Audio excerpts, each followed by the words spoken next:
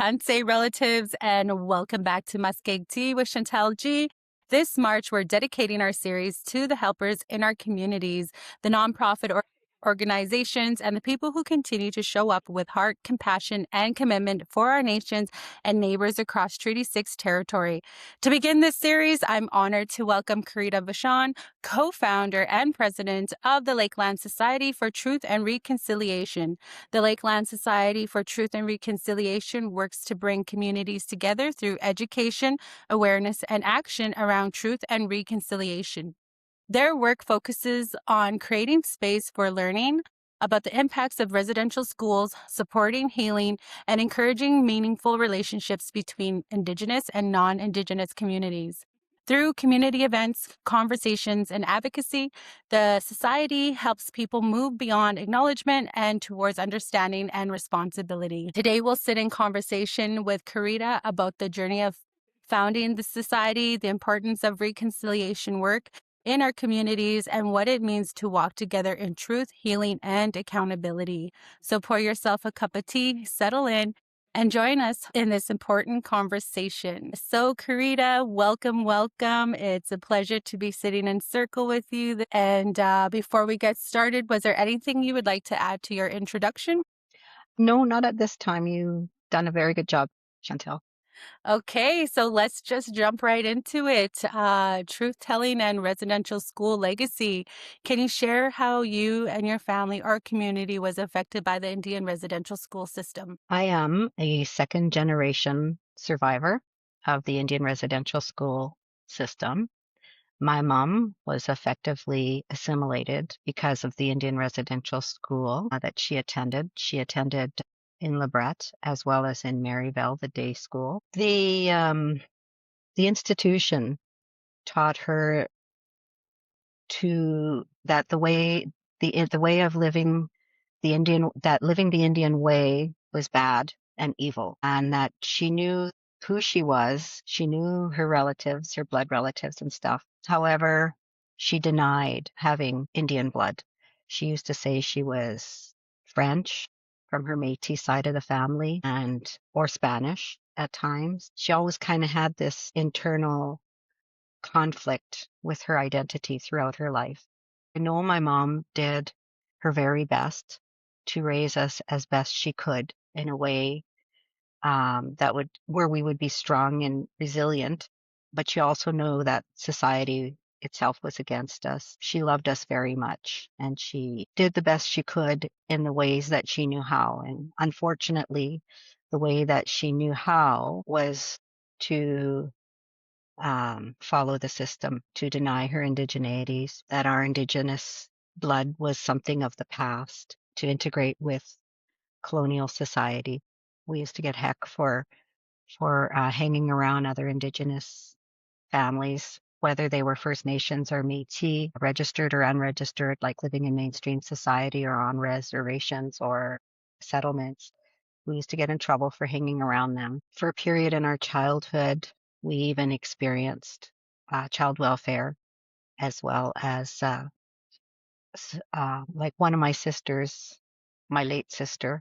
I believe she was part of the 60s scoop um, because she was adopted by a non-Indigenous family against my mother's will. And that had long-standing traumatic impact on the entire family.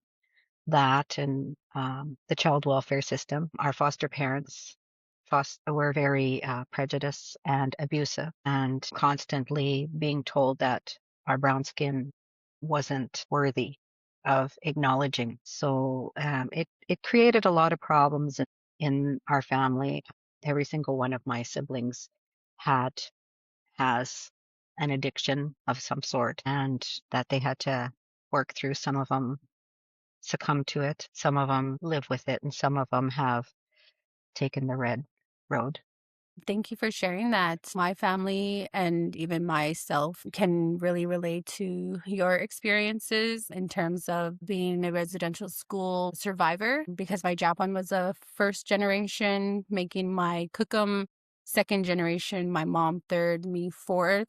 And then all my dad's side, I am third generation residential school survivor.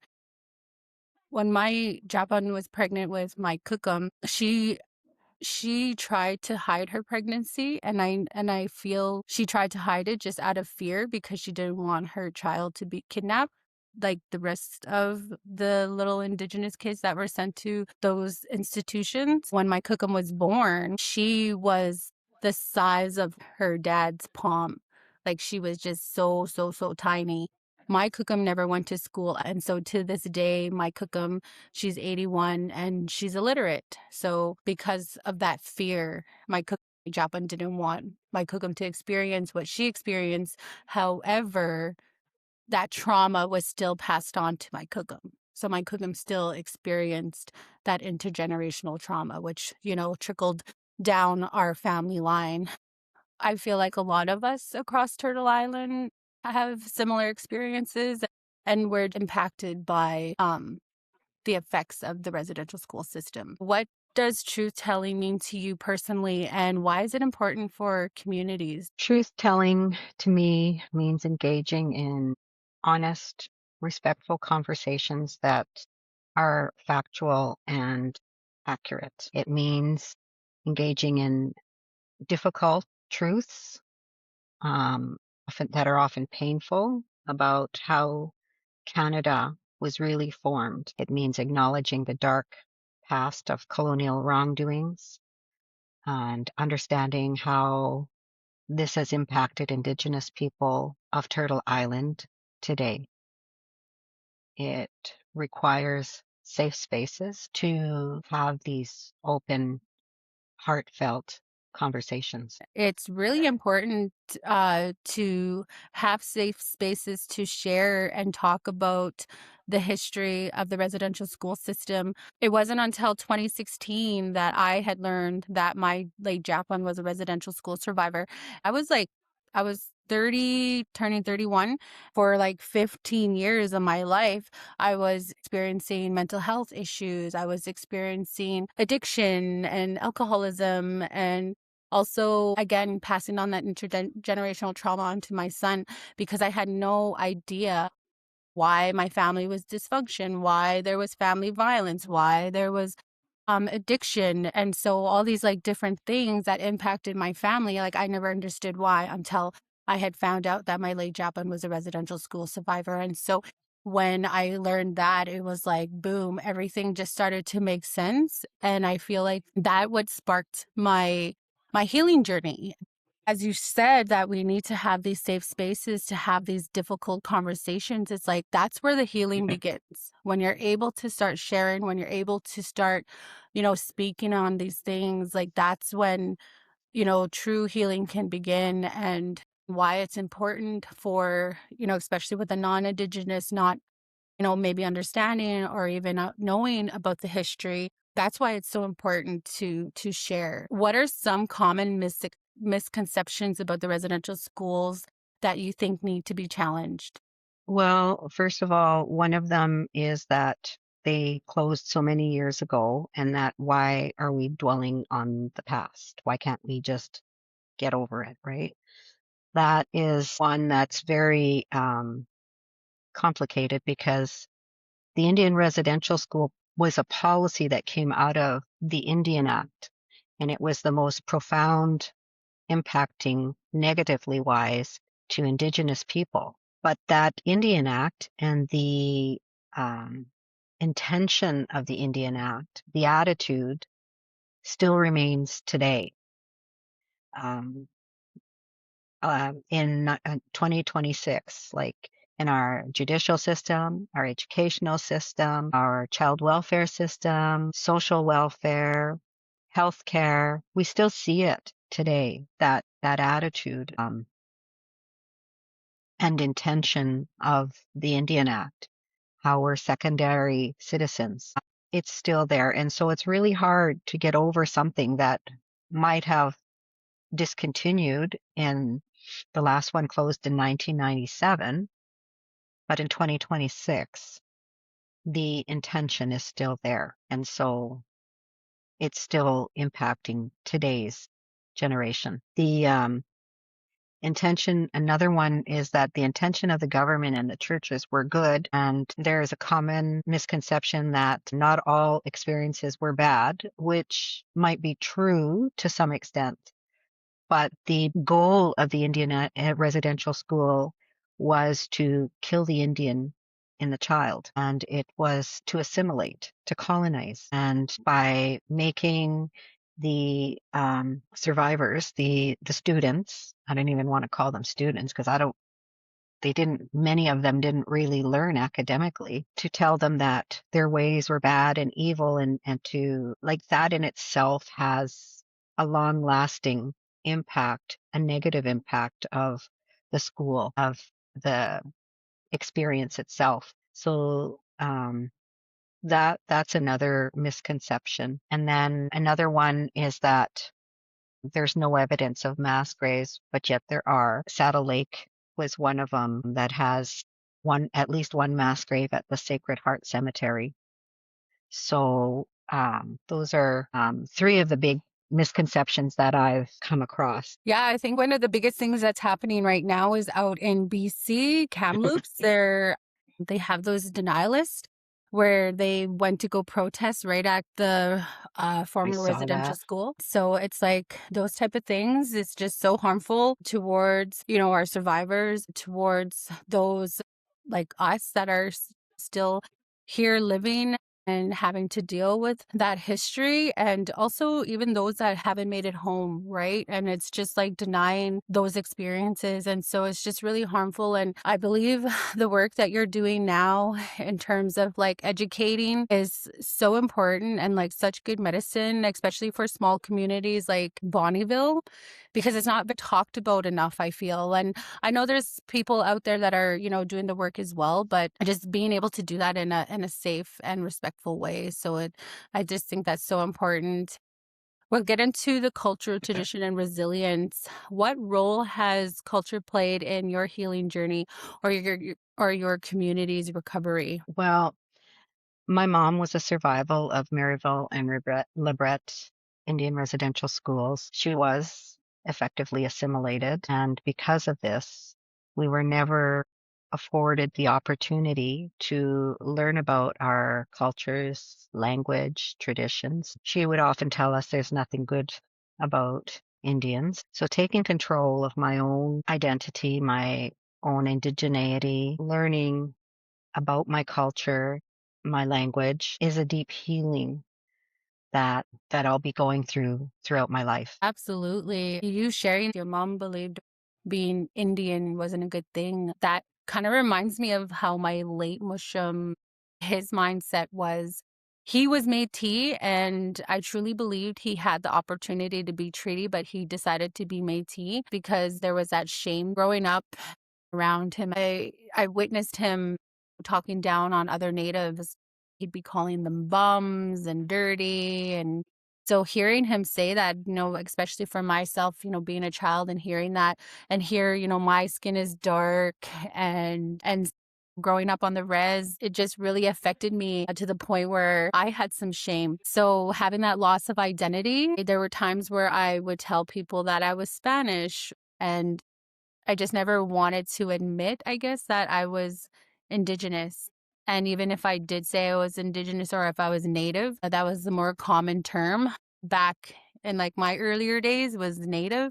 Even that, it was almost like hard to say, like, yeah, I'm a Native, right? So I think when it comes to our healing journeys, like for myself, being on this healing journey now, going on to 10 years, November 2016 is when I started my healing journey. It's a lifelong journey. It just Yeah. doesn't stop at one certain point. Something that I've learned just from sitting with elders or knowledge holders is the Sweetgrass Road.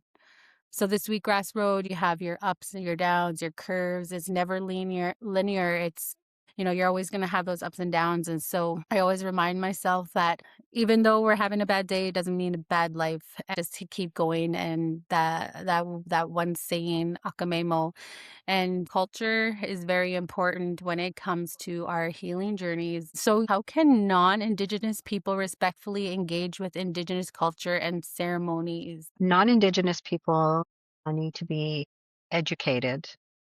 So we need to like invite them into various activities that display our Indigenous ways.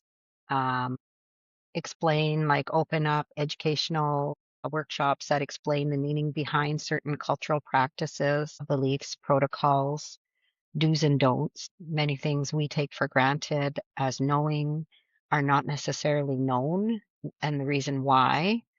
It's kind of like the Catholic Church too, in a sense. Like I was raised colonialized, and for many years, I was a strong Catholic, and there were many growing up in that atmosphere. There are many things you take for granted because that's the way you've been taught, and you don't necessarily know the reason behind it. You just do what you're told. Educating our non-Indigenous allies would definitely, and even Indigenous who are just learning for the first time, we have to be open to that. Like, I understand the purpose of gatekeepers and stuff, but to some degree, we have to have the door open. We have to be educated and understand the reasons behind. We as Indigenous people have to be willing to invite them in. And even with the strong history of taking our generosity and turning it dark on their end, misusing it, misappropriating it, there's always going to be that chance. If we don't open the door, we're not inclusive anymore. We're totally exclusive. Once we invite them in, we have to be able to allow them to some degree to participate in some of the ceremonies and learn to appreciate the culture even more. If they're believing our way is a good way, then that's cultural appreciation. It's not appropriation. Non-Indigenous people who take the time to learn and respect our cultures, traditions, protocols, language are allies. And we absolutely need more allies in this world. These are people who are strong enough to speak out when they see injustices, even when we're not there. Yes, I totally agree with that. And I think one of the greatest examples in terms of just sharing our culture and ceremonies is when we host our NDTR in September. And I know last year we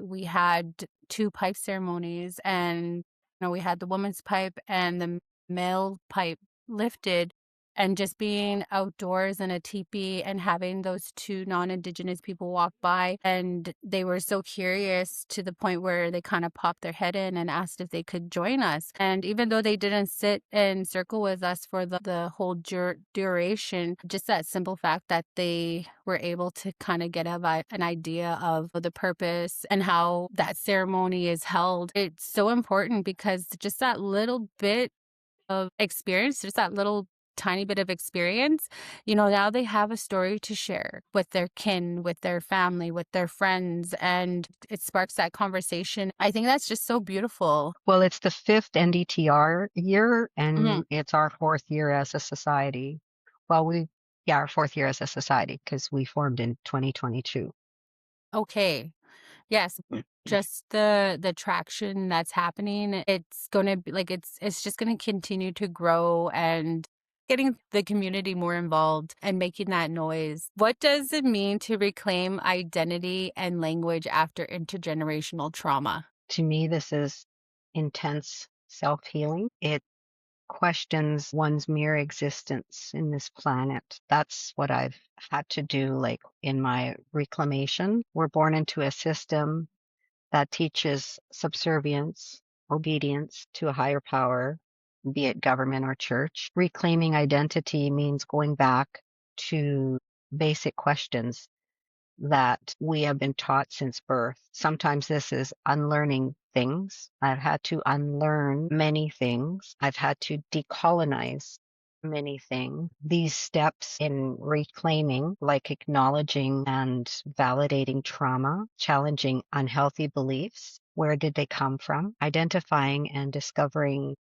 for the first time, some of us, one's self, our values, our passions, our interests. Sometimes we find ourselves deep enough where we actually need support from therapists.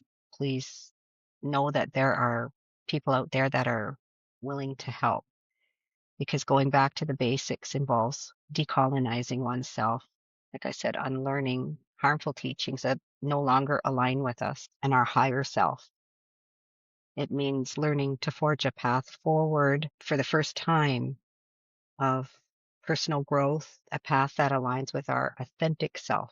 So that's what reclaiming my language identity after intergenerational trauma means to me. I just want to say it just makes me so excited for you when you're learning your language, because you just get so, like, I don't know how to explain it, like a little girl, like just really happy, like singing that Tansei song, or even saying the Cree prayer with our friend Rita, just taking that time to practice. I just love it because it's like your spirit is just glowing, like, and you just get like all hyped up, like it's like almost like that excitement that you can't contain. You're like it's just so cute to watch you. And honestly, when it comes to reclaiming identity and language, when I started my healing journey, I thought going to powwows and round dances, like that was, and I'm not saying it's not, but I thought, okay, like I'm honoring my identity and that's who I am. But once I moved back to the Lakeland and I started attending Quills University, I soon became to understand that that is just like a speck when it comes to like our traditional knowledge, and even like going out to the land and offering tobacco and saying a prayer, like how significant that is. And especially when you incorporate our language, like the spirit in the language itself is identity. And my knowledge, everything that I've learned so far is just like upseas. It's so small, and there's still so much to learn. Even when it comes to the creation story itself, it can go on for like 4 days because there's just so much detail and spirit and teachings that go in just the creation story alone. And chaos before colonization, that's how our people thrived, is that story sharing and that transfer of knowledge, especially when it comes to the younger generation.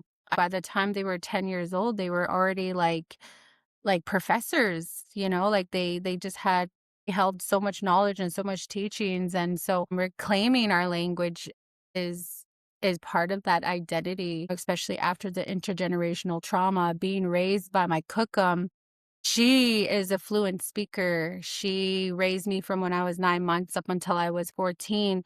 And not once did she take the time to teach me the language. And so a part of like my healing is having to go and learn myself. And I did ask her the one day, like, why she didn't teach me. And it was because she said she didn't have the patience to, which is really sad. It's really sad because it just shows like how that intergenerational trauma impacted her so much to the point where she did not have the patience to show me. And now I have to pick up those pieces and I have to teach myself, and not only myself, but my little girl and my son, just a little bit that I already know. Like I share with her. So she knows Astam, she knows Ape, she knows, Tanse, Pitigwe. She knows those common terms, which is great. But for myself, like I want to get to the point where I can hold a conversation, or even, to sit with an elder and be able to understand them. So let's get into healing and reconciliation. What does reconciliation mean to you? And what does it not mean? So let's start with the premise that nobody's going anywhere. Colonizers are here to stay. And even though there was a tremendous attempt to get rid of the Indian problem, we're still here. So for me, so we need to get along. We need to learn to live together is ultimately in the end. So that's what reconciliation in part means to me, is that it starts with truth telling. It means acknowledging the historical injustices and wrongdoings brought on by colonizers, mostly a lot through the Indian Act. So got the Indian residential school system, the 60s scoop, child welfare, treaty relations, land dispositions, cultural suppression, marginalization. It means engaging in difficult conversations that and addressing the impacts that are ongoing today. And apologies are a great first step, but there has to be a willingness to work together to work towards solutions to repair some of the harms and damages that these injustices and wrongdoings created. Reconciliation means building relationships based on trust and respect. It means creating a future based on equality and equal opportunities where both parties, Indigenous and non-Indigenous, can thrive. It means creating solutions to reduce the overrepresentation in our justice system, social welfare, child welfare, healthcare, and the underrepresentation in our education system. It requires active participation and commitment from every individual, every corporation, nonprofit, government. It's a shared responsibility to educate and to bring awareness of Indigenous cultures, traditions, language. It requires building allyships and engaging in reconciliation initiative. It means active participation and commitment from every individual. Reconciliation is not just a single gesture or statement. It's not about guilt or blame. It's not about non-Indigenous people losing their rights it's not about somebody else's problem. And it certainly should not fall solely on the hands of Indigenous people. Reconciliation is a lifelong relationship. It's a journey. It's a walk. OMG. You really nailed that question. When I think about what reconciliation is to me, for me, it's really putting in the work to understand and even taking the time to sit with us and hear our stories, hear our experiences. What it's not to me is the performative gestures, like painting a sidewalk orange and calling that truth and reconciliation. Like that paint on the sidewalk, like that fades after a year, like that fades after 2 years. And then what? Then you're painting the sidewalk again? Like, no. To me, reconciliation would honestly be changing the Canadian flag, changing it to something like maybe a turtle to acknowledge that this is Turtle Island. That to me is reconciliation.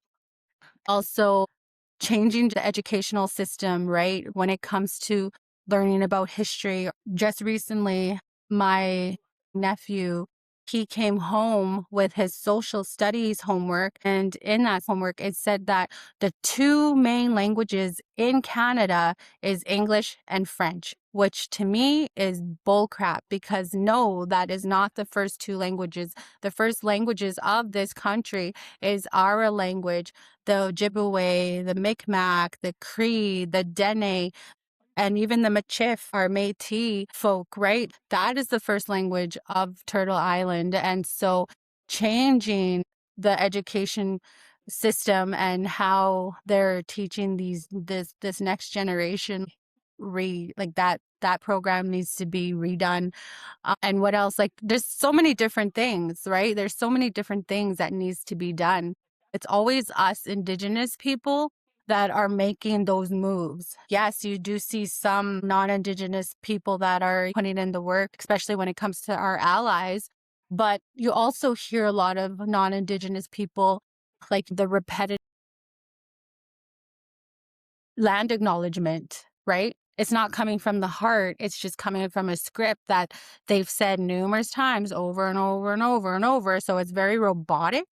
And then you also have Yes. others that are even complaining now. Like, why do I have to say the land acknowledgement? Like, I wasn't here when, colonization happened. So why should I be forced or, having to say this land acknowledgement? And it's like, well, that's a part of reconciliation. And that is just the bare minimum.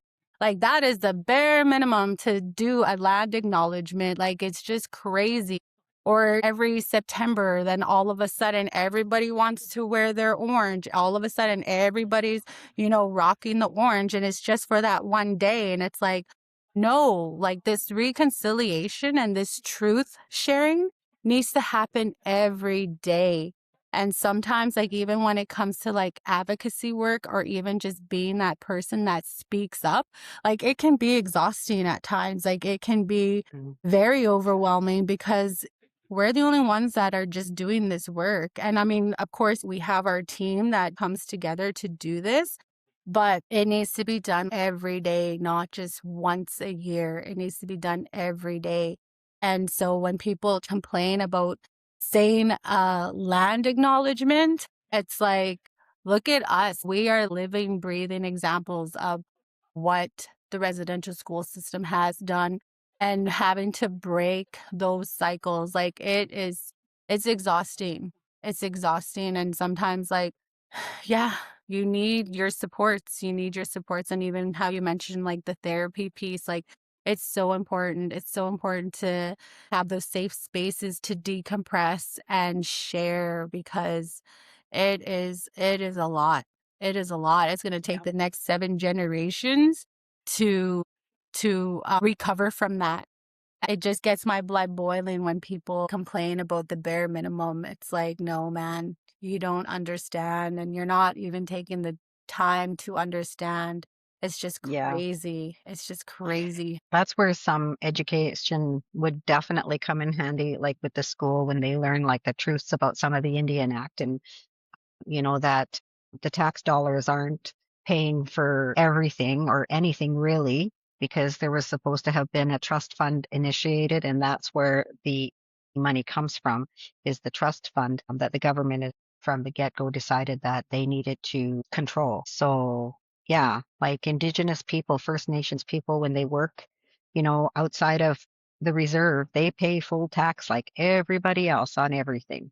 Um, you know, there's nothing that they don't have to pay.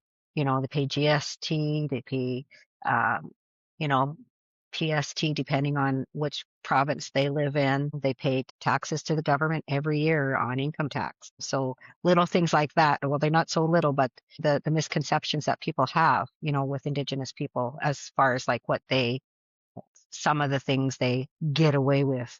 That's another thing too. It's just like those misconceptions of we're just bums and their tax dollars are going to us. And it's like I wish that was happening, because it definitely isn't. And another thing that you even talked about earlier is just that like decolonization. That's the mood I'm in right now. Like the two moods I have is the indigenization and the decolonization. I feel like it just gets me so ramped up because those systems, those institutions really, really tried to take that from us, tried to kill the Indian and the child. And now that we're talking about the Indian Act, like I wanted to share this book, The 21 Things You May Not Know About the Indian Act. As you even mentioned earlier, this Indian Act, it's still happening. It's still in effect. It's not something that was just created and now it's done for.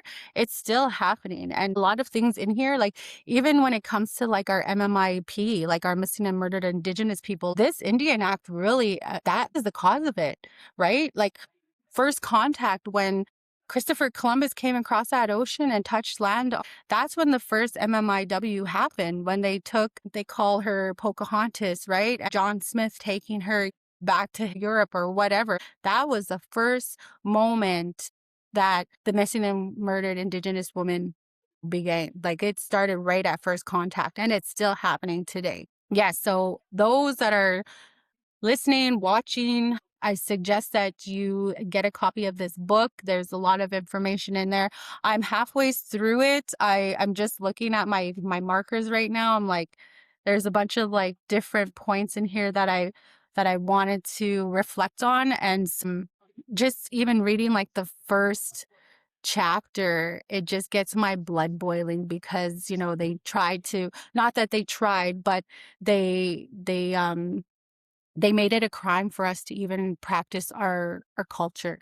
like our ceremonies, they called it witchcraft. And so if we were caught, having a ceremony, like we were jailed for that. It wasn't until like the 50s, 60s that, that rule was lifted. Right. And so a lot of our ceremonies and a lot of our teachings went underground. Now, we're in a space like last year where we were able to have those pipe ceremonies done right in town in a teepee, like such a powerful experience. And to be able to share that, it's groundbreaking, right? And so Yep. it's just crazy. Like, Yep. what is reconciliation? Well, it's more than just wearing an orange shirt once a year. Like that's Well, that's what exactly. that's what it is. Yeah, exactly. It's something that should be talked out throughout. And there was a lot of language and culture that was lost. Those that were assimilated lost their language, culture, traditions. In my family, like on my mom's deathbed, when her last words that she said to her sister, she grew up Michif. Michif was her first language at home before she went to school. Her and her sister, she never spoke Michif to us ever. And her and her sister had a conversation in Michif, and it was like it never left her. But on the other hand, like what I saw was something we were never afforded the opportunity to learn. It was just not something that she felt that we needed to learn because of the, assimilation and the wiping the Indian out of the child. They effectively did that with my mother. That's the stuff that just gets me so ramped up. Like we could have had that, right? We could have had that. We could have passed that on to our children and our grandchildren. And so now we're in a space of having to reclaim that. That's why I said, like, when I see you just singing that Hello Tansei song and you're just like glowing, like that makes like my heart just like it just like explodes because it's like, yes, that's reclaiming our identity. And it's beautiful, but at the same time, like there's that pain behind it, right? Maske guapoyo minigwe.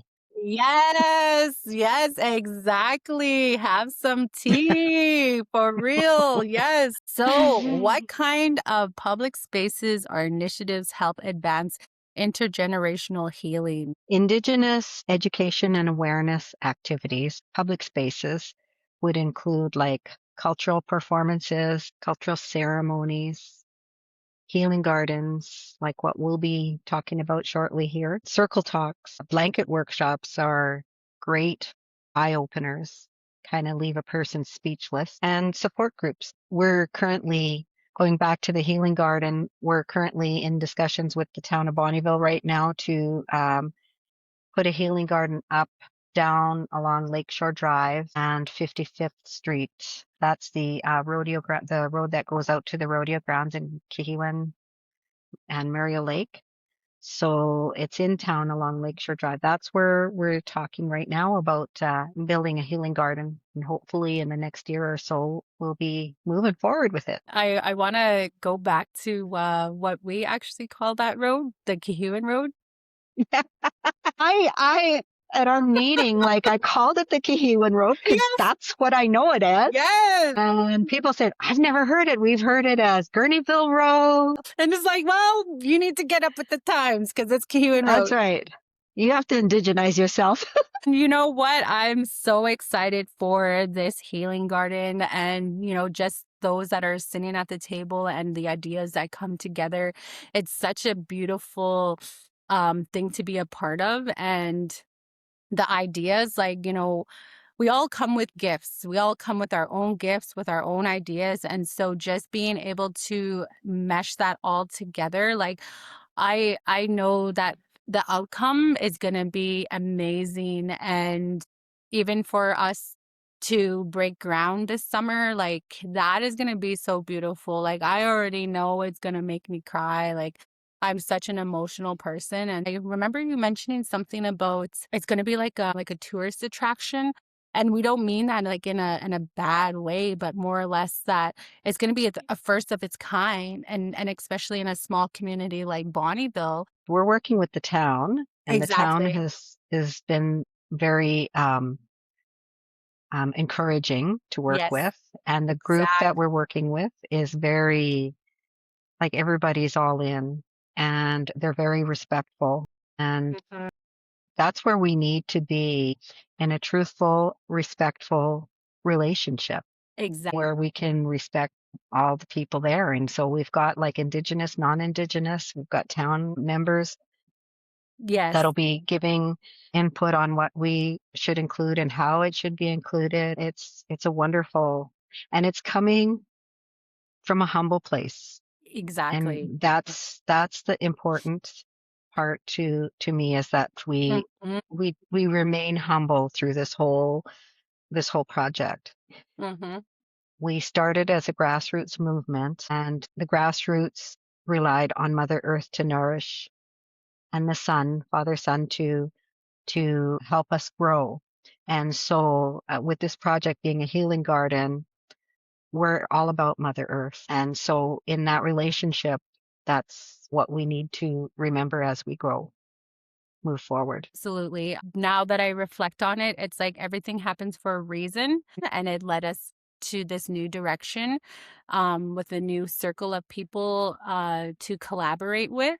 And and even though it's kind of like, taking its slow pace right now, it's like trusting the process. Like everything happens for a reason. And Yeah.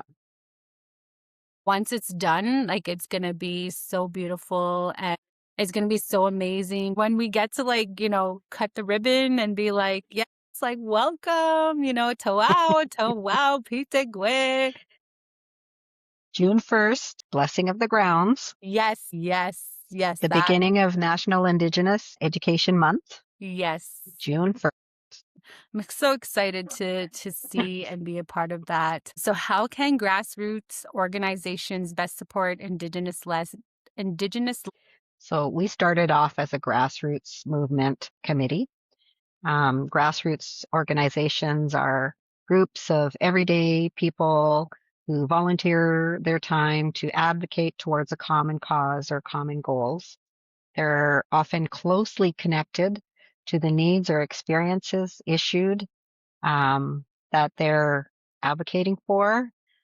They can best support the Indigenous led healing efforts by amplifying their voices, catching media attention, public attention through rallies, um, providing ground level input on issues at hand, creating leverage through networks and connections. That's what a lot of grassroots people that I know, like, that's how they start, is that the connections, and that's how we started as well. And then they're great for advocating for fundraising towards a common goal. So, yeah, that's where grassroots comes handy, because we're everyday people reaching everyday people. It's just such beautiful work.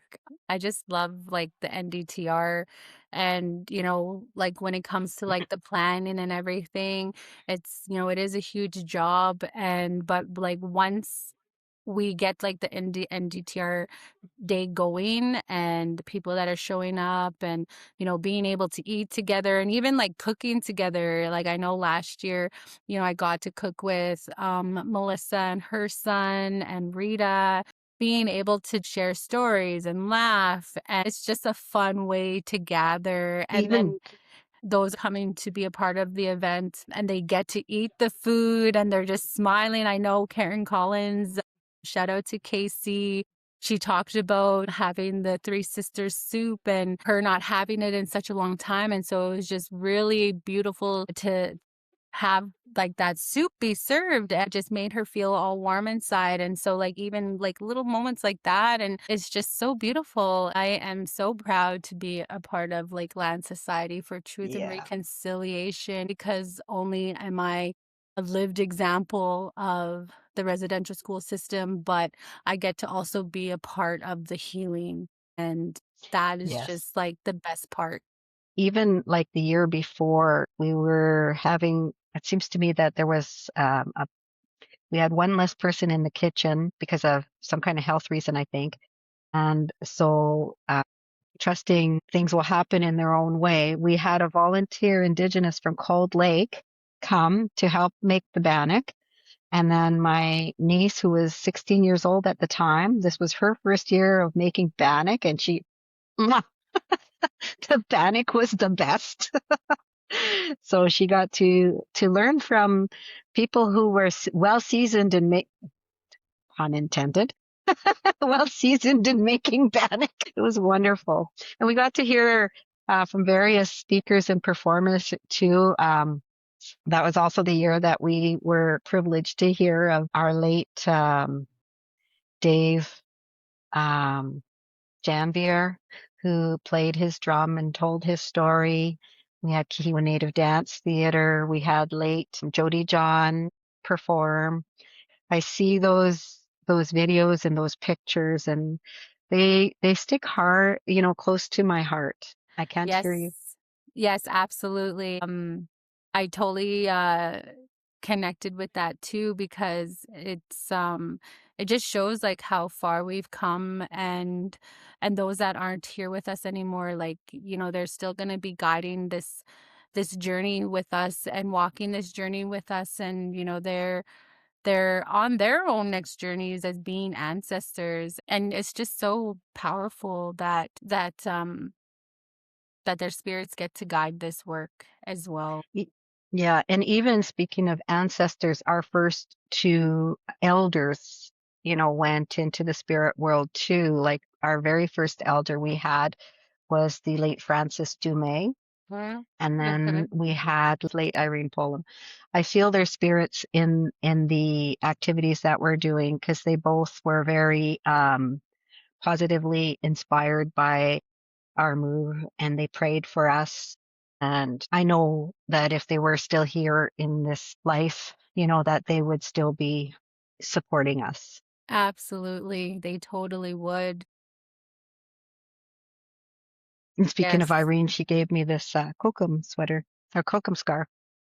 Yes. And so when I have special days, I put it on and I feel her, embracing me.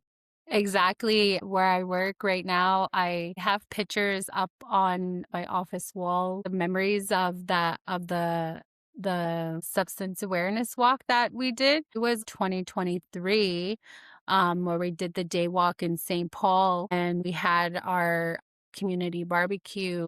She was there and we took pictures together, and so when I look at that wall, like, it's always that reminder that she was always showing up to support and give that love and share her words. Like, she was just so involved in the community. We miss that, but then again, that reminder, like, she's still here, but just in a different form, and in that ancestor form. And Yeah. so, yes, so it's really beautiful that we get to acknowledge them in that way.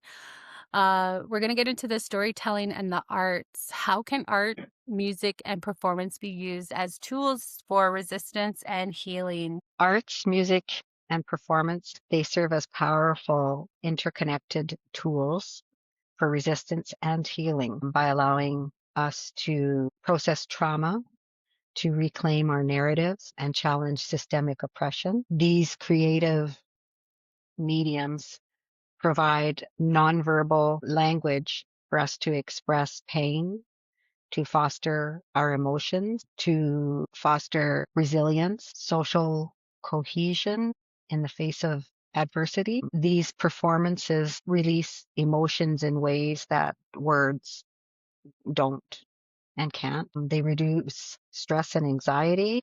And of course, some of that is through the sideways humor that we have, um, Nietzsche humor.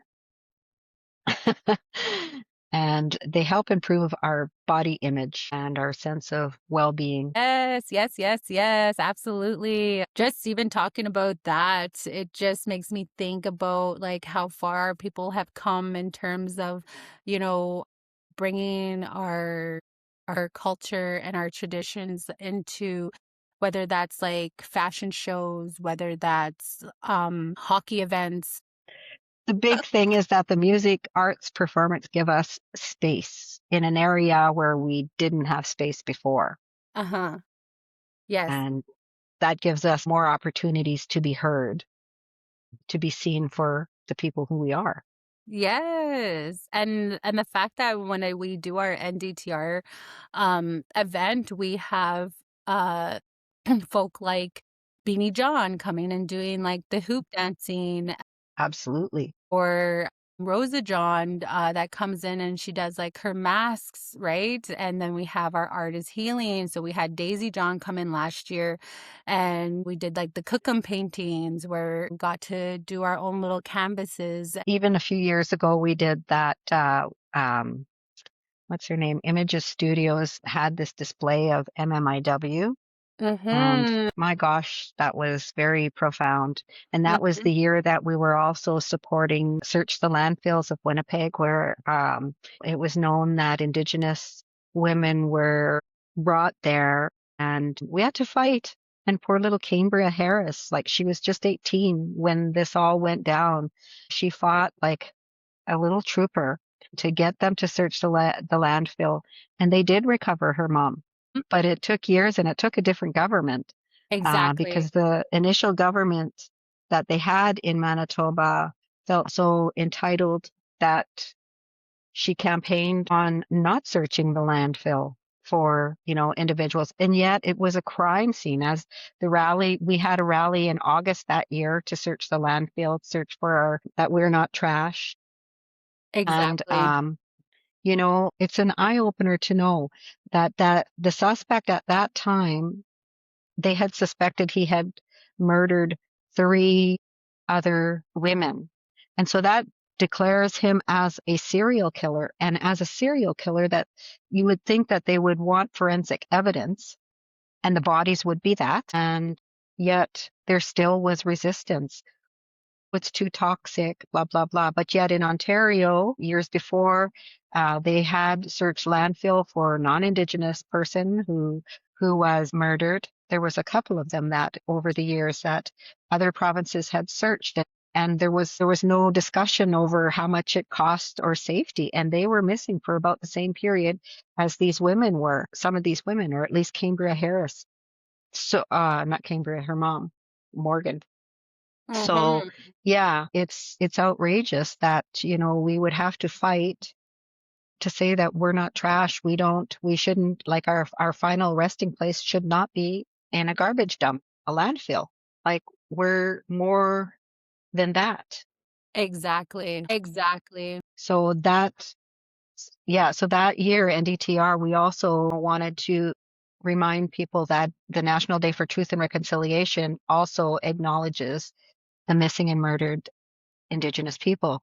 So when Images Studio approached us to see if we would be willing to include her photos, we were absolutely thrilled to Mhm. have her include them because they make a profound statement. Exactly. Yes. Because again, it's been happening right from first contact and it's still happening now. And the fact that, when it comes to our people, it's like it's just shoved under the rug, like move on, and like that type of mindset, Yeah. it just needs to stop. And again, like that's where the reconciliation piece comes in.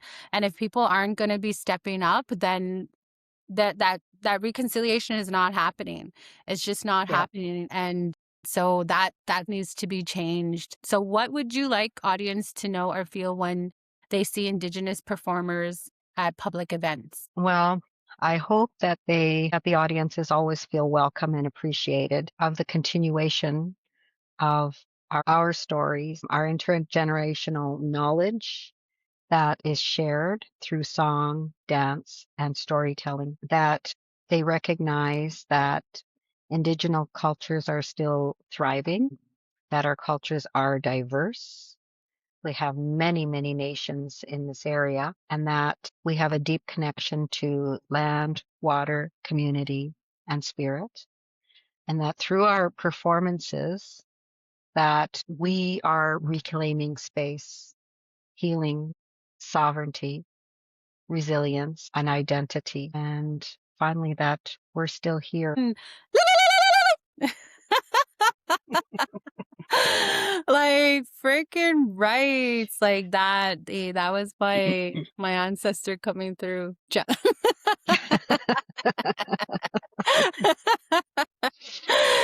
sometimes I don't have control over it. Yes, yes. I know, me too. I get excited at times and, I give the yell, like, people look at me and think I'm crazy. Let No, me move it's back. awesome. I just love it when you just get ramped up because it's just like, yes, yes, because for so long we've been silenced and we're not going to be silent no more. And if you don't like the lee, lee, lee, lee, then cover your ears. Yes, like what we did with Ace and Abby, right? Yes, yes, yes, yes. Like, is there any natives in here? We're like, "Lee, lee, lee, lee, lee." Right here, us. Oh, that was awesome. That was awesome. So let's get Yeah. into calls to action and moving forward. What are some meaningful ways allies can support your work or get involved? Well, get educated about Indigenous history, about Indigenous culture and traditions. Be respectful of Indigenous culture, traditions, knowledge, protocol. Participate in local events. Join our society. We'll be coming Mm, to our year end soon, so we'll be looking for more board members again to bring on the new year mhm. and amplify our voices with the Indigenous peoples. We need Yes, more allies and accomplices. yes. And get the books. Get the books. Yes. 52 Ways to Reconcile. I came across this book last summer, and it's easy ways to work your way into reconciliation. Like you host a movie night, start Indigenous book club, engage in Indigenous social media, learning the difference between cultural appropriation and cultural appreciation, write a land acknowledgement. That's what our working group is doing right now. We're taking turns doing land acknowledgements and we're writing them from Mhm. our heart. Support Indigenous musicians, support the renaming of colonial memorializations, and learn everyday words in Indigenous languages. Yes. Hello, Pitigwe. hello, Tanse. Volunteer your time. Educate yourself on the 6 Day Scoop, the Indian Residential School, child welfare, watch Indigenous television shows, mentor Indigenous youth, learn the history of the potlatch ceremony. Mhm. There's like 52 different ways. Like it's set up so that you could do basically one a week, and they're easy ways. Mhm. Create and take your own action. Learn about Indigenous approaches to land stewardship. Visit a cultural center. Visit a local Indigenous restaurant. Attend powwows. Mhm. Attend round dances. Make time for quiet reflection. Make some bannock. Eat some bannock. Yes, yes, Speak yes. up, speak out. We hear of binge watching, so how about binge watching Indigenous podcasts? Yes, And yes. then share a book. There are many Indigenous books by Indigenous authors out there, and they give the point of view from Indigenous people. So different from when I was growing up, where there were very few Indigenous books, and I'm sure that the ones that were out there were even censored. Mhm. So now we get to hear and read about, life and the ways things were in the Indigenous point of view. So those are really good books. Yes, and I'll be sure to put the links where you can find these books into the description. And then I'll also add some other titles of books that, again, will support and educate when it comes to our history and just that reconciliation. What advice would you give to young Indigenous people reclaiming their voice and identity today? First of all, I commend you for acknowledging the need to reclaim your identity and your voice. It will be a lifelong experience. There will be challenges and resistance along the way, but stay focused on your goal to Mm-hmm. reclaim yourself and stay grounded. Keep your hearts in a good place. Remember that nobody can take away who you are. And then, like, if information that you receive gets too tough to digest, remember that there is help out there. There are therapists and counselors and group sessions that you can attend that will help you deal with the very tough issues. And there's like the 1-800 number as well for survivors of the Indian Residential School. I don't have the number handy, but if you can look that up, Chantel, and put that in the thing as well.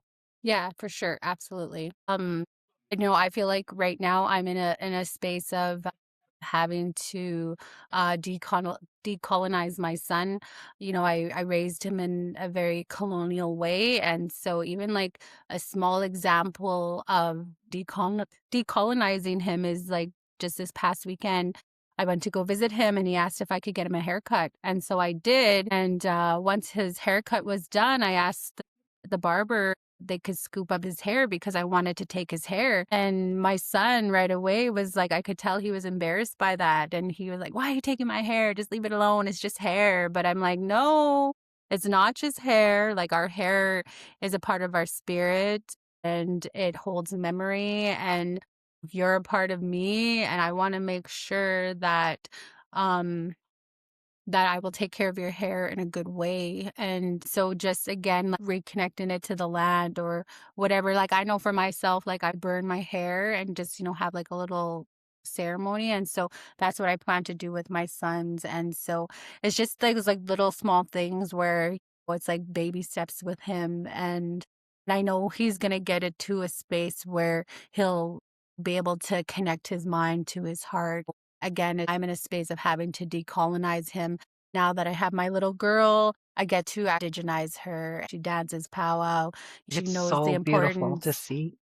of smudging and like even partaking in ceremony. Like her first sweat ceremony, she was like 7 months old, right? She was just a little baby. And so teaching her. And so yeah, so it's easier now that I know, right? But with my son, it's like, having that patience for him and baby steps, not rushing it. Cause Yeah. sometimes I like to rush things. So I need to like slow down, but at the same time, like, yeah, just reconnecting him to his spirit. I wanted to do a shout out to Shaylin Fox. I recently came across a podcast here with Dene Yada Media, and he just shared the work that he's doing with the young Indigenous men in Saskatchewan and being that role model for them, taking them to ceremony, showing them the importance of their hair.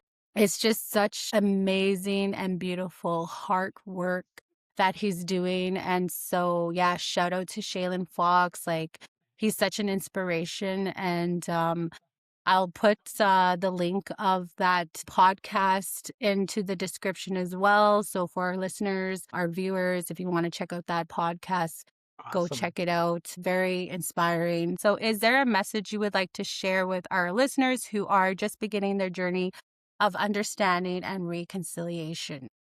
Yeah. When we start reconciliation, we need to be from a place of humbleness so that we could learn the experiences, the stories, and voices of the elders, our knowledge keepers, and community members. All that means like speaking more, or sorry, listening more and speaking less always comes before reconciliation. One cannot fix what one does not know and understand, so we need to educate ourselves. Reconciliation is a process, not a single act. And as Chantel said earlier, it's going to take generations to get to that point of reconciliation in full reconciliation. It's going to take 7 generations, but we can move the goalposts in our lives to the direction that it needs to go. It requires moving from being an ally to an accomplice, that you need to be prepared, that you should be prepared to speak. We need more accomplices, more allies, more accomplices to help us, get the word out, to magnify. You need to recognize diversity, that Indigenous nations are multi, and that that our ways are just as valuable as the colonized ways. And remember the 7 generation principle. Even if we wanted to, we cannot change the world overnight, but we can move the goalpost. So reconciliation can begin with small things, small steps, educating yourself, attending local events, simply being conscious of your daily interactions, reading books. As we said, there are tons. Murray Sinclair wrote a book as well before his passing, and there's another one by Wilson. They were part of the TRC group commission, and their books are very, very insightful of their experiences. They're big books to read, though, and they're deep, but they're very worthy books as well. Yeah, one thing that I want to mention in terms of reconciliation and that journey of understanding, I think it's really, really important for our Indigenous that, are just learning, are just beginning this journey, and then our non-Indigenous in terms of wanting to take action into reconciliation is going to former residential schools and getting those tours from survivors that are Yeah. still alive. And they'll take you through that whole school, starting from the basement, starting from the furnace room, I believe, Hmm. walking into that furnace room and, hearing their experiences. Like it's gonna impact you and it's gonna really change your mindset and it's gonna spark something within you to either really open your mind and that reconciliation, or you're gonna continue down that path of that colonized mindset, right? But I for me, if I had control, I would make those that are working in the resource agencies, so whether that's the justice system, whether that's income support, whether that's mental health and addiction, whether that's even like working at a library, I would have Healthcare, the education. staff. Yeah, like healthcare education, I would have staff members, even like the RCMP, having these members, these staff members go and take a tour. That's real education right there. They have like these online modules that you do. And, like that stuff is not impactful. Like you just read it, you just answer the question, and boom, you get your little certificate that Canadian history. And it's like, no, that's nothing. That's again the bare minimum, right?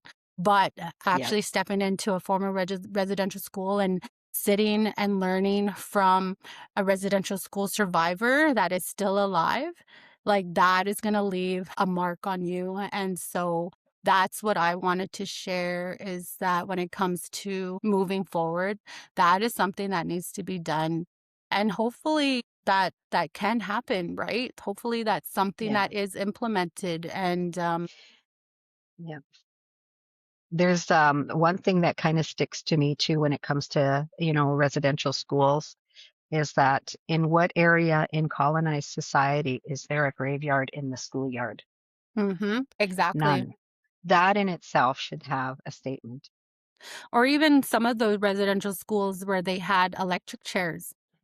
They had electric chairs and jail cells to punish these children, like little innocent children. It just gets me angry. And I know like I shouldn't be angry, but I mean if you're not getting angry, then I feel like a person isn't really listening. Those emotions Hmm. are real. And going to Luke Quills University and sitting with the elders that went to residential school, like my Japon had passed away when I was 9 years old. None of that history was talked about, right? And so when she passed away, she took all of that with her. And as I was saying, like going to Blue Quills and sitting with the elders and hearing their experiences and hearing their stories, like it really connected me to my late Japan. It really made me feel like that was her speaking to me. And again, it was just like that part of my healing journey that I needed, right? It's being able Yeah. to connect those dots and start closing those chapters and opening new ones. Hmm. I just wanted to share that. Before we close, Corita, was there anything else that you would like to share? Come to our blessing of the ground for the healing garden on June 1st.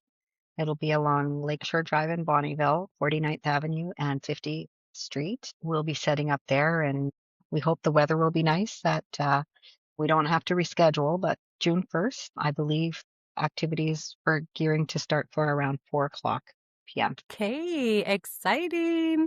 I'll be sure to put links in the description also on how listeners and viewers can connect with Lakeland Society for Truth and Reconciliation. So I know we have the Instagram, we have the Facebook, and then we have our website. Yes. Also, again, as she mentioned, we're looking for new members. It's free to join. And it also is very helpful when it comes down to planning for our NDTR event because we're always looking for volunteers. So, yeah, it would be really cool if we can get y'all Yes. involved. And NDTR this year will be a 1 day round dance, is what we're gearing for. So, yes, in Bonneville. Yes, I'm so excited about a round dance. I mean, it's So, going we'll to be need lots of something volunteers for different. that.